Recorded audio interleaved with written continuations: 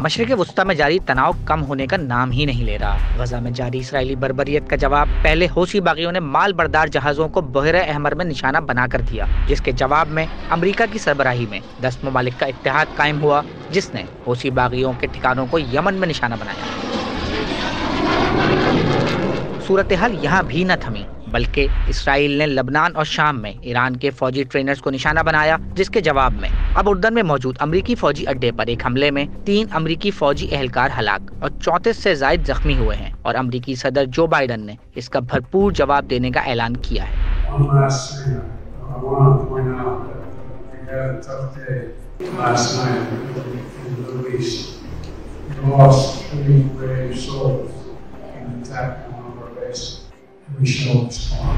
खत्ते में तेजी से बदलती हुई सूरत हाल का सबसे ज्यादा असर दुनिया भर में तेल की कीमतों पर पड़ रहा है, जिसमें पिछले कुछ दिनों में इजाफा देखने में आया है और इस बात के खदशात मौजूद हैं कि अगर ये सिलसिला ऐसे ही जारी रहा तो ये कीमतें मजीद बढ़ेंगी, जिसके पाकिस्तान की मईशत और आम आवाम पर काफी मनफी असरात मुरत्तब हो सकते हैं। ऑयल प्राइसेस में जो है वो अगर आप फर्दर इसको डिसमेंट करें तो 2 इम्पैक्ट आ रहे होते हैं। एक इटसेल्फ ग्लोबल ऑयल प्राइसेस बढ़ती हैं और दूसरा जो है वो फ्रेट बढ़ते हैं। तो अब तक हमने जो देखा है कंटेनर जो फ्रेट है उसमें हमने एक अपवर्ड ट्रेंड भी देखा, फिर उसमें हमने थोड़ी एडजस्टमेंट भी देखी, फिर दोबारा से थोड़े से जो है वो बढ़ना स्टार्ट हुए। तो वो इम्पैक्ट तो हमें करेगा in terms of our export, क्योंकि जो हम यूरोप एक्सपोर्ट करते हैं वो यही वाला रूट लेता है। तो एक तो ये कंटेनर फ्रेट की बात हो गई। अब दूसरा जो है वो ऑयल प्राइसेस की बात है, जिस पे ऑब्वियसली हमारी इकोनॉमी काफी ज्यादा डिपेंडेंट है, बिकॉज 30% हमारी जो टोटल इम्पोर्ट है उसका ऑयल इम्पोर्ट तकरीबन 30% है। अभी हमने ये देखा है कि जो प्रीमियम्स हैं इंटरनेशनल ऑयल प्राइसेस के, जिसके अंदर बेसिकली फ्रेट होता है, फ्रेट चार्जेस होते हैं जिसके अंदर,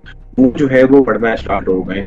ऑल्दो अगर आप रूट देखें तो हम जो मिडिल ईस्ट से इम्पोर्ट करते हैं तो वो रूट तो हमारा ऐसा नहीं है जिसकी वजह से जो है वो उस रूट पे कोई थ्रेट हो, बट ऑब्वियसली जब फ्रेट चार्जेस बढ़ते हैं तो वो अक्रॉस द बोर्ड बढ़ते हैं और उसका इम्पैक्ट जो है वो हमें भी आ रहा होता है।